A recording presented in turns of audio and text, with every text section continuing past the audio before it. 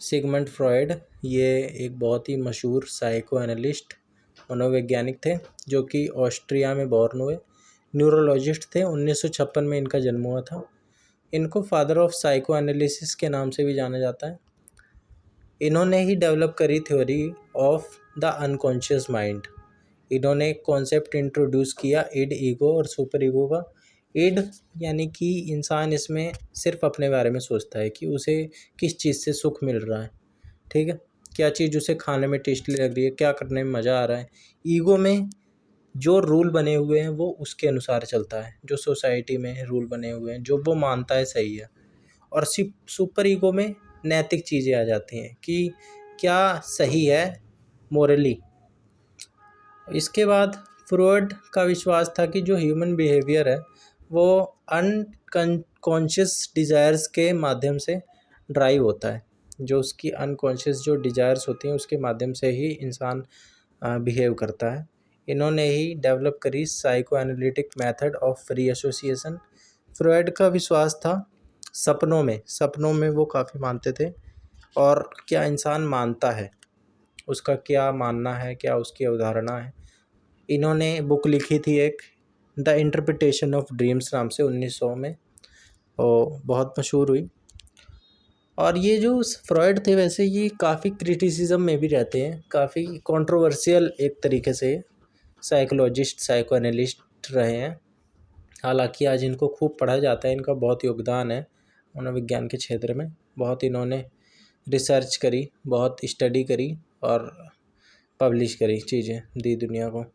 इन्होंने ही psycho sexual development की theory दी कि इंसान के मनोविज्ञान में सेक्सुअलिटी का क्या प्रभाव पड़ता है। 5 स्टेज दी साइको सेक्सुअल डेवलपमेंट की। ओरल की, जो बच्चा होता है 0 से 1 साल का लगभग वो सारी चीज़ मुंह में डाल के देखता है, चेक करता है कि गर्म है, नरम है, कैसी है।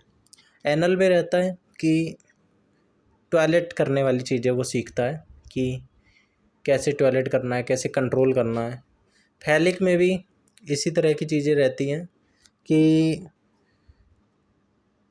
क्या उसे, तो फैलिक में अभी मेरे को ध्यान नहीं आ रहा है, लेटेंसी में और जेनिटल में। हाँ, फैलिक में ये रहता है कि ये सीखता है जेंडर से संबंधित चीज़ें। लेटेंसी में वो फिर नॉर्मल उसमें आ जाता है एडोलसेंस तक के पीरियड में।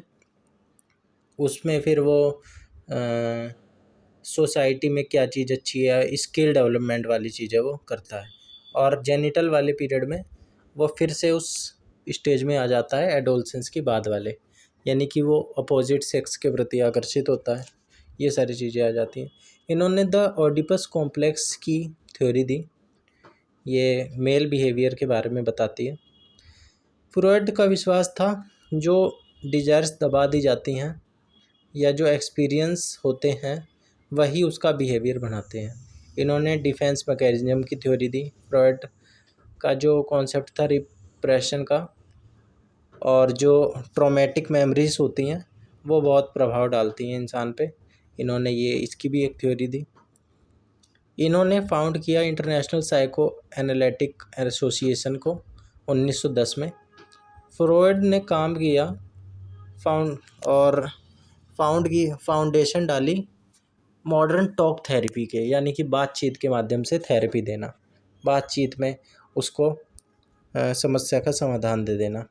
वो अर्ली चाइल्डहुड एक्सपीरियंस को काफ़ी महत्व देते थे, यानी कि जो शुरुआती एक्सपीरियंस होते हैं बच्चे के वही उसके आने वाले जीवन पे प्रभाव डालते हैं। इन्होंने इसके अवधारणा के ऊपर थ्योरीज दी, अपनी रिसर्च पेपर्स पब्लिश करें। इसके बाद फ्रॉयड ने sexuality as central to human motivation and psychology, यानी कि सेक्सुअलिटी को काफ़ी उन्होंने तवज्जो दी। उन्होंने कहा कि ये सेंट्रल है ह्यूमन मोटिवेशन के लिए और साइकोलॉजी के लिए, यानी कि ये जो ड्राइव होती है इंसान की वो चैनलाइज अगर हम कर दें तो फिर वो सेक्सुअलिटी उसे कहीं भी ले जा सकती है। फ्रॉयडियन स्लीप के नाम से जाना जाता है। इनकी जो टर्म है अनकॉन्शियस थॉट वगैरह की जो है, जब भी हम इसकी बात करते हैं तो फ्रॉयडियन स्लीप के नाम से जाना जाता है। Freud theory of the unconscious includes 3 level. इन्होंने 3 लेवल दिए, कॉन्शियस, प्री कॉन्शियस और अनकॉन्शियस। इन्होंने सजेस्ट किया कि mind work to resolve inner conflict through defence mechanism, यानी कि जो कोई भी चीज़ें होती हैं वो हमारा दिमाग डिफेंस मैकेनिज्म शो करता है। अगर कोई भी कॉन्फ्लिक्ट हो रहा होगा, कोई भी ऐसी चीज़ गहमा गहमी वाली चीज़ होगी, तो वो डिफेंस मैकेनिज्म अपनाएगा, यानी कि उससे बाहर निकलने के तरह तरह के तरीके अपनाएगा कि मैं कैसे ऐसे निकलूँ, मतलब जस्टिफाई करेगा वो चीज़ों को। इन्होंने इम्पोर्टेंस ऑफ द लिबिडो और सेक्सुअल एनर्जी, जो सेक्सुअल एनर्जी है उसके बारे में काफ़ी जोर दिया कि सेक्सुअल एनर्जी काफ़ी इम्पोर्टेंट होती है और काफ़ी ज़रूरी होती है ह्यूमन बिहेवियर में। इन्होंने हिप्नोसिस को भी यूज़ किया साइको एनालिटिक ट्रीटमेंट में। ड्रीम्स को बहुत महत्व दिया, ये मैंने बताया ही। टॉकिंग क्योर यानी कि टॉकिंग थेरेपी, बातचीत करके, ये मेंटल हेल्थ ट्रीटमेंट के लिए काम करते थे और विश्वास था इनका। इन्होंने विश्वास किया कि जो सिविलाइजेशन है वो जो दबा देती है इंडिविजुअल्स की डिज़ायर्स वगैरह, वही मेंटल जो इलनेस का कारण बनती है, यानी कि चीज़ें दबाने नहीं चाहिए, जो नेचुरल डिज़ायर्स हैं उनको दबाना नहीं चाहिए।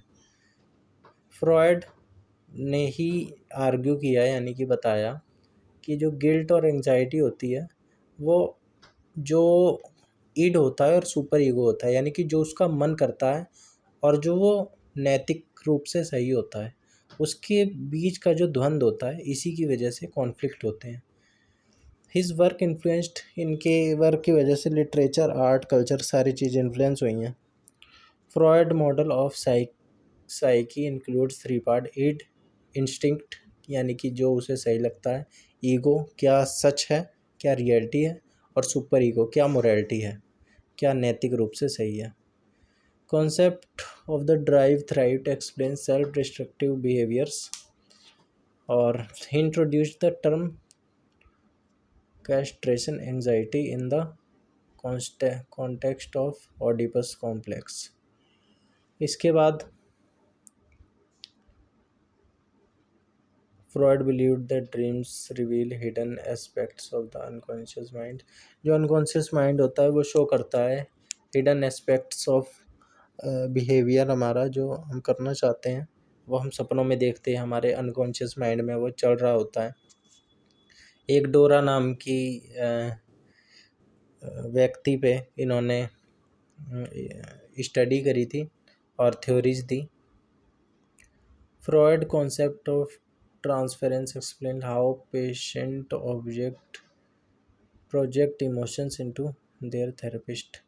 इन्होंने एक एक्सपेरिमेंट करा था, जो पेशेंट था एक और जो थेरेपिस्ट था, तो वो जो थेरेपिस्ट था उसी को मानने लग गया था पेशेंट अपना सब कुछ, मतलब सारे इमोशंस उस पे ही वो शो करता था, व्यक्त करता था।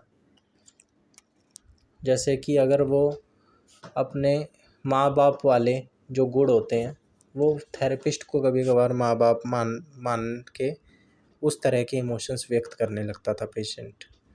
तो इस तरह की इनकी थ्योरी रही है, कुछ रिसर्च रही हैं। ये शुरू में कंट्रोवर्शियल लिए रहे, लेकिन बाद में इन्होंने काफ़ी इन्फ्लुएंशियल वर्ल्ड वाइड काम किया। ऑस्ट्रिया 1938 तक ये ऑस्ट्रिया में थे, बाद में ये वहाँ से चले गए जब नाज़ी जो हिटलर वगैरह का इन्वेड कर रहे थे वो ऑस्ट्रिया में, तो ये उड़ के लंदन चले गए थे और 1939 में लंदन में इनकी मौत हो गई थी। इनकी बेटी अन्ना फ्रॉयड भी एक फेमस साइको एनालिस्ट बनी। फ्रॉयड की थ्योरी बहुत ही रिवॉल्यूशनरी और क्रिटिसिज्म से घिरी हुई रही हर वक्त, आज भी। ही regarded as a key figure in the development of psychotherapy. Freud's ideas on sexuality and repression were considered radical for his time, बहुत रेडिकल माना गया। Freud was influenced by the work of neurologist Jean Martin Charcot के विचारों से बहुत प्रभावित थे। ये न्यूरोलॉजिस्ट थे जो कि और अनकॉन्शियस माइंड पे इन्होंने बहुत काम किया। कॉन्सेप्ट ऑफ हाइप्नोसिस के माध्यम से इन्होंने बहुत पॉपुलराइज किया चाइल्डहुड एक्सपीरियंस को, जो कि शेप करती है अडल्ट की पर्सनैलिटी। यानी कि जो बच्चे का शुरुआती एक्सपीरियंस होता है वही उसकी अडल्ट की पर्सनैलिटी को बनाता है कि वो आगे जाके कैसा बनेगा। इन्होंने सपने को बहुत महत्व दिया, यानी कि ड्रीम्स को एनालाइज किया, और new pathways for psychological research के लिए इन्होंने बनाया। The term Freudian psychoanalysis is still used to describe his method of therapy. Freud's concept of sublimation describes how people channel unacceptable impulses into socially acceptable activities. यानी कि जो चीज़ गलत है society के नज़रिए से, वो चीज़ अगर बंदा कर रहा है तो उसको कैसे चैनलाइज कर दो कि वो बंदा सही काम करने लग जाए। जैसे कि अगर कोई बच्चा पढ़ाई नहीं कर रहा है तो फिर कैसे ऐसा माहौल बना दिया जाए, उसको उसका जो माइंडसेट है उसको इस तरीके से कर दिया जाए कि वो उस तरह के काम को करने लग जाए जो सोसाइटी में एक्सेप्टेबल है। यानी कि पढ़ाई ज़रूरी है तो वो पढ़ाई करने लग जाए, ऐसा बना दिया जाए। इस तरह की कुछ बात रही। इन्होंने हिस्टेरिया एंड न्यूरोटिक डिसऑर्डर्स, ये साइकोलॉजिकल कंडीशंस होती हैं, इनको कहा कि ये साइकोलॉजिकल कंडीशन है, फिजिकल नहीं है। Freud influence extended beyond psychology to philosophy और कल्चरल तक भी इनकी जो बातें हैं वो प्रभाव डाली। ऐसा नहीं है कि इन्होंने साइकोलॉजी की स्टडी करी, साइकोलॉजी को योगदान दिया तो फिर उसी के बारे में उसी तक सीमित रहेगी, नहीं। फ़िलॉसफी और कल्चरल स्टडीज़ तक भी बात पहुंची इनकी और वहाँ पे भी महत्व है।